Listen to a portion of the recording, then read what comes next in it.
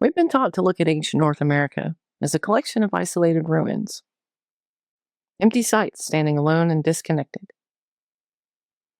But what if what we're seeing today is only the surviving central core of something much larger? By looking past the preserved park boundaries and into the surrounding landscape, a different picture begins to emerge, not of isolated sites, but of sprawling, interconnected systems built across this continent. Today, we're stepping across those boundaries, from Cahokia to Chaco. We're tracing the surrounding terrain and revealing the full scale of these ancient urban systems. If you visit Cahokia today, this is what you'll see. A planned mound complex spread across roughly 6 square miles, with Monk's Mound at the center.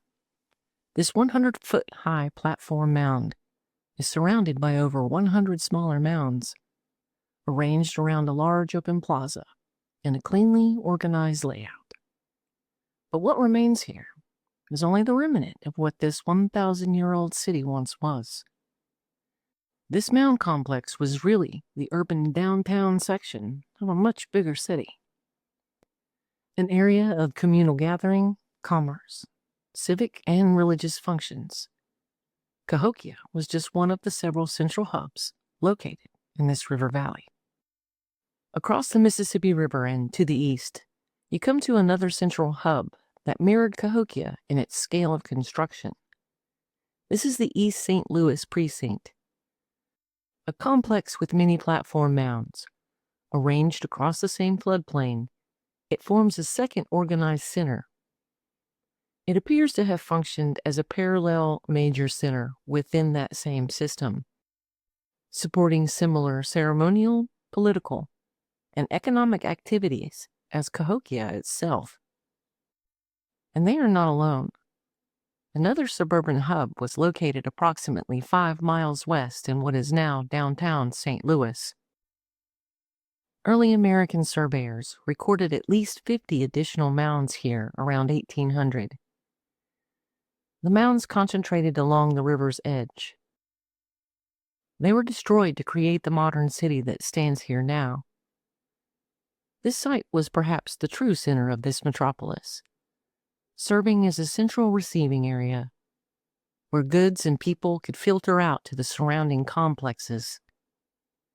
A place where commerce was connected to the multiple major hubs positioned along this stretch of the Mississippi River. Additional suburban complexes were located at Poultry and Emerald. These mound group communities were within 5 to 15 miles of the urban center of Cahokia, each containing organized mound construction and functioning as secondary centers rather than simple residential suburbs. The residential areas are located in between and surrounding these central hubs.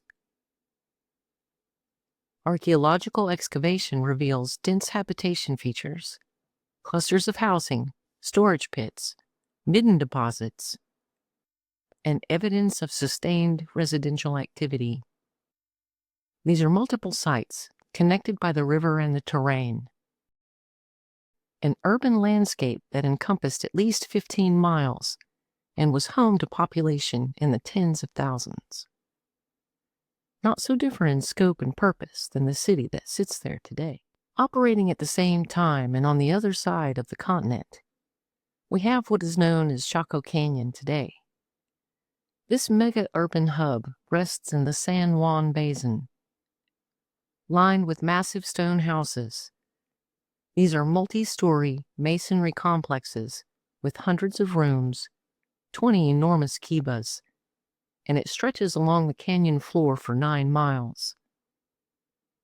Just like Cahokia, the site itself was the core of something much larger, a central hub sporting a concentration of massive construction, organized central spaces that required significant coordinated efforts to create and served community functions.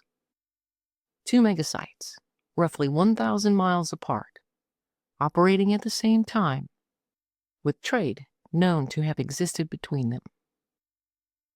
Beyond the canyon walls, The same model of outlying smaller suburban hubs appears again 55 miles north of Chaco at Aztec Ruins National Monument. We find a major population center. This site also has hundreds of rooms and multiple kivas. Nearby, nestled along the San Juan River, is Salmon Ruins. It reflects the same architectural system as Chaco, and perhaps served the same function as the St. Louis site near Cahokia. Positioned along a major river corridor for the movement of goods and people. Across this region, archaeologists have identified more than 150 Chacoan outlier communities, spanning roughly 25,000 square miles. Another megahub with a distributed population connected through multiple centers and roads across the landscape. 400 miles south of Cahokia, another 1,000-year-old metropolis can be found at Moundville. Located in the Black Warrior River Basin in the modern state of Alabama, the Black Warrior River connects this site to both the Gulf and the interior of the continent. Designed by the same template, it is another platform mound complex, arranged with a large open plaza. Here the largest mounds are over 60 feet high, with 25 platform mounds total. The remaining core covers roughly 300 acres. Moundville is the central megahub, and the pattern repeats again. There are multiple suburban satellites filling this river's basin. About 10 miles southwest at Snow's Bend, we find the surrounding population. There are dense clusters of house patterns, storage pits, midden deposits, and evidence of settlement here for over 300 years. A network of habitation and farming zones are interconnected by waterway access, spanning 200 miles. Another urban system with a distributed population of tens of thousands of people. Between Cahokia and Moundville, in the modern state of Georgia, is the urban complex known as Etowah Mounds. This megahub is located on the Etowah River, and like Moundville, it also connects to the interior and the Gulf via broader southeastern waterways. Here there are 3 large platform mounds. The largest mound is over 60 feet high, with several smaller mounds arranged around that central plaza. The same urban center formula again. This site covers 54 acres, and a new twist on the design is found here. The entire core is enclosed by a ditch and palisade system. Created for unknown reasons, maybe this was a rougher part of the country, or maybe there were pirates. What are your thoughts? But the rest of this city follows the rules. Many suburban hubs surround this site as well. Here they are represented by evidence of densely populated housing in agricultural areas, with the trademark smaller mound complexes. Another feature unique to the district of Etowah is the density of sites within a tighter cluster in proximity to the mega hub. Whether this is due to more recorded sites here or actual higher concentrations, that is up for speculation. This example spans roughly 30 miles. The final site we will look at is located in the modern state of Tennessee at Shiloh. This megahub sits on the Tennessee River. It is centrally located roughly equidistant from the other eastern urban centers. Constructed according to the same plan, it has 6 major platform mounds, arranged around a central plaza, covering 100 acres here.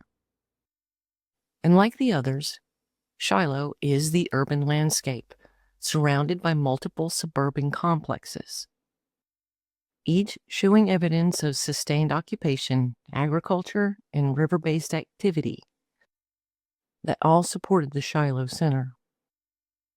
The ancient city of Shiloh spanned 40 miles of the Tennessee River corridor, supporting a population in the tens of thousands.